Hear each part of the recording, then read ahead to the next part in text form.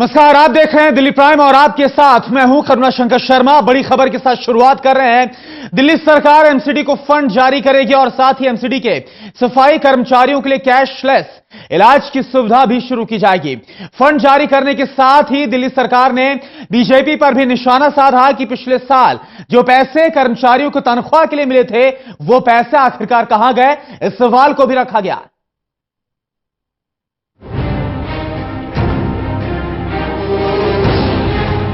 जिस मुद्दे पर एमसीडी दिल्ली सरकार को कोस रही थी और दिल्ली सरकार केंद्र सरकार के पास जाने की नसीहत दे रही थी, नए वित्त वर्ष के पहले दिन उस विवाद को शांत करने की शुरुआत हुई। दिल्ली सरकार ने एमसीडी के सफाई कर्मचारियों की तनख्वाह के लिए फंड जारी करने का ऐलान कर दिया। पिछली बार अभी पीछे जब सफाई कर्मचारी भी मांग रहे थे, मेयर्स भी आए थे कि पैसा दे दीजिए, तब हमारे पास बिल्कुल पैसा नहीं था। इनफैक्ट दिल्ली सरकार का जब हमने बजट ओपनिंग किया था तो घाटे में चल रही थी, पर अब नया फाइनेंशियल ईयर आज से शुरू हो गया है और आज हमने पैसा उनको रिलीज कर रहे हैं। मतलब ऑफिसर्स को बोल दिया है कि उनको एमसीडी को पैसे रिलीज कर दें और उनकी तनख्वाह पूरी दी जा सके, जिससे उनकी तनख्वाह नहीं रुकनी चाहिए। एमसीडी को हम डायरेक्शंस भी दे रहे हैं कि आपके कुछ भी प्रोजेक्ट रुकें, जो भी रुकें, लेकिन सफाई कर्मचारियों की तनख्वाह समय पे मिलनी चाहिए। जैसे बाकी लोगों की मिलती है 1 तारीख या पहले हफ्ते में, वैसे ही सफाई कर्मचारियों की भी मिलनी चाहिए।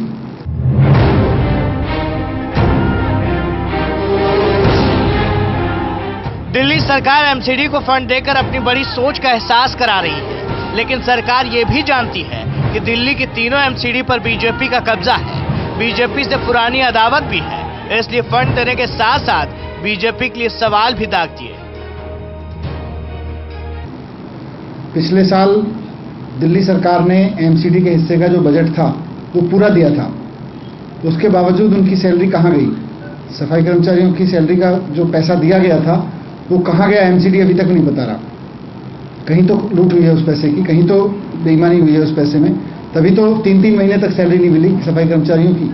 वरना क्या वजह है कि एमसीडी के पास वो पैसा गायब हो गया जो सैलरी के लिए दिया गया था।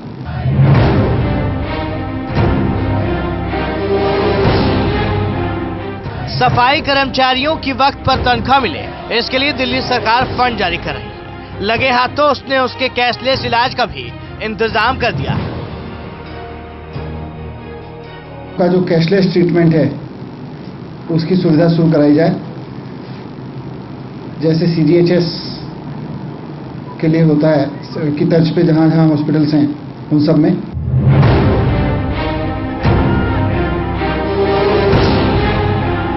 दिल्ली सरकार के इस कदम के बाद इतनी उम्मीद की जा रही है कि पिछले दिनों जो कचरा दिल्ली की सड़कों पर बिखरा हुआ था वो विरोध अब नहीं दिखेगा। लेकिन एमसीडी और दिल्ली सरकार के बीच सब कुछ सही तरीके से चलता रहे, दिल्ली की सफाई होती रहे और कर्मचारी खुश रहें, इसके लिए कुछ जरूरी कदम उठाने की भी जरूरत है। Vishwajeet Jha, total news, Delhi. इधर दिल्ली सरकार इस बार का बजट मोहल्ला सभा के हिसाब से तैयार करने में जुटी है। इस मुद्दे को लेकर दिल्ली सचिवालय में बैठक हुई। इसमें चर्चा के दरमियान बाहर यह आया कि पायलट प्रोजेक्ट के तौर पर 11 विधानसभाओं में मोहल्ला सभा की योजना है। हर मोहल्ले के लिए 50 लाख का जो बजट है वो हो सकता है। हर विधानसभा में 40 मोहल्ला सभाएं होंगी और वार्ड में 10 मोहल्ला सभाएं होंगी। फिलहाल के लिए 11 विधानसभाओं में मोहल्ला सभा के हिसाब से बजट बनाने की शुरुआत होगी, जिसके लिए डीएम को रिपोर्ट भी तैयार करने के लिए बोल दिया गया है।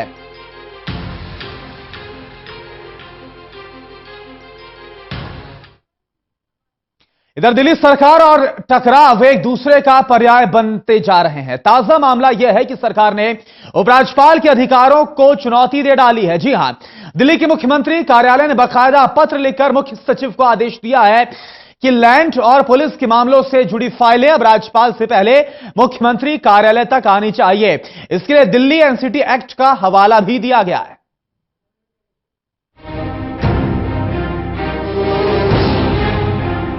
आम आदमी पार्टी की सरकार एक बार फिर से विवाद में है। सरकार ने सीधे उपराज्यपाल से मोर्चा खोल दिया है।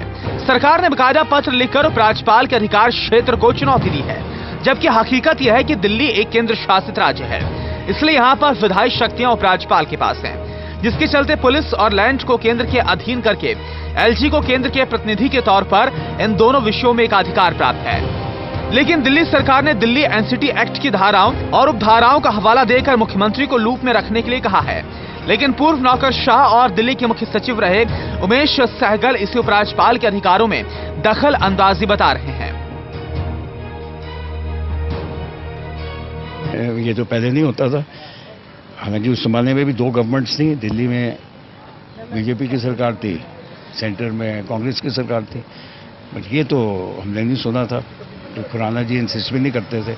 हाँ, अगर आपको कोई इशू है, किसी की ट्रांसफ़र एसपी वगैरह की करानी है, से डीसीपी की करवानी है, या कोई भी इशू है पुलिस का, तो आप उपराज्यपाल से जाकर रेज कर सकते हैं।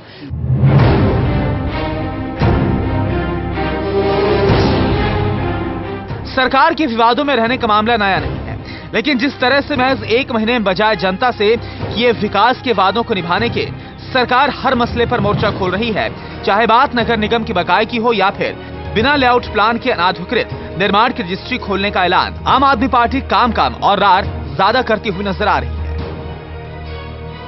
दिल्ली सरकार के लिए तो कॉलोनी अगर एग्जिस्ट कर रही है इतनी तारीख तक, तो दिल्ली सरकार वहां बनी हुई कॉलोनी को बाउंड्री देगी, उसको बाउंड्री को नगर निगम को देगी। देखिए, बड़ा सीधा सा है। अब आप इसको मजाक उड़ा सकते हैं, आप लोग हर चीज का मजाक उड़ाने के लिए स्वतंत्र हैं, लेकिन हकीकत यह है कि यही वजह है, जब भी लोग कहते हैं रेगुलराइज करो, 25 तरह के स्टेप दिखा के डरा दिया जाता है, बोले ये तो 25 साल का काम है। जो काम 1 साल में हो सकता है उसको 1 साल में पूरा करो, जो काम अगले साल पूरा होगा एमसीडी पे पूरा होगा, एमसीडी पूरा करे। हम एक एक कॉलोनी का एमसीडी को देंगे, पता चलेगा बीजेपी अगर सीरियस है तो एक एक महीने में उसके बाद जिस स्पीड से हम बाउंड्री फिक्सेशन करके देंगे, उसी हिसाब से वो अपना लेआउट प्लान बना के दें डीडीए को, और डीडीए तुरंत उसको करे रेगुलराइज।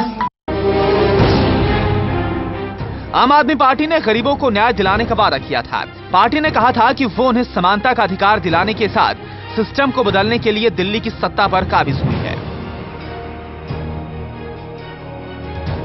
अभी तो महज शुरुआत हुई है और दिल्ली सरकार और उपराज्यपाल के बीच तलवारें खींच गई हैं। अक्सर इस तरह की अगर बातें देखें तो शीला सरकार के वक्त की याद आती है। तब की शीला सरकार इस तरह के हथकंडे अपनाती रहती थी और अपनी नाकामयाबी छुपाने के लिए केंद्र सरकार के मत्थे दोष मढ़ा करती थी। तो क्या दिल्ली की राजनीति इसी तरह से आगे बढ़ेगी? कैमरामैन ललित के साथ तरुण कालरा, टोटल न्यूज, दिल्ली। दरअसल दिल्ली सरकार बनाम राज्यपाल का ये जो पूरा विवाद है वो नया नहीं है। अधिकारों पर छिड़ी लड़ाई पर हमारे संवाददाता तरुण कालरा ने दिल्ली सरकार के पूर्व सचिव उमेश सहगल से खास बातचीत की। दिल्ली सरकार बनाम उपराज्यपाल की स्थिति एक बार फिर से उत्पन्न होने जा रही है। केजरीवाल ने एक लेटर लिखा है एलजी को, जिसके अंदर कहा गया है कि लॉ एंड ऑर्डर, लैंड और पब्लिक ऑर्डर से संबंधित जो भी डिसीजन पहले उपराज्यपाल ऑफिस से होते थे, अब वो बाया सीएमओ ऑफिस जाएंगे। तो इससे नया विवाद खड़ा हो सकता है। इस समय मुख्य सचिव जो पूर्व रह चुके हैं उमेश सहगल जी हमारे साथ मौजूद हैं। उमेश जी, आपने काफ़ी लंबे समय से ये कार्यकाल संभाला है, प्रशासन को अच्छे तरीके से जानते हैं। क्या आपके समय में इस तरह की चीज़ें होती थी कि डीडीए या फिर दिल्ली पुलिस या फिर पब्लिक ऑर्डर से संबंधित फाइल्स जो है पहले चीफ मिनिस्टर देखता था, उसके बाद उपराज्यपाल? नहीं, ये तो पहले नहीं होता था।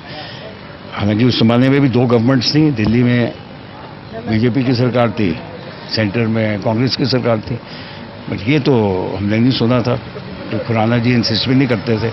हाँ, अगर आपको कोई इशू है, किसी की ट्रांसफ़र एसपी वगैरह की करानी है, से डीसीपी की करवानी है, या कोई भी इशू है पुलिस का, तो आप उपराज्यपाल से जाकर रेज कर सकते हैं। उपराज्यपाल आपको कंसल्ट कर सकते हैं, और आप ये भी रिक्वेस्ट कर सकते हैं उपराज्यपाल को कि ये इस टाइप के जो मामले हैं इसमें हम इंटरेस्टेड हैं, आप मेरे भी व्यूज़ जान लिया करिए ऑर्डर देने से पहले। मगर ये कोई अथॉरिटी आपकी नहीं है मेरे मुताबिक। और नए कानून बन जाए तो दूसरी बात है कि जो सब्जेक्ट रिजर्व्ड है फॉर एलजी's कंसिडरेशन, वो चीफ मिनिस्टर ऑर्डर कर देंगे, मेरे थ्रू फाइल जाएगी।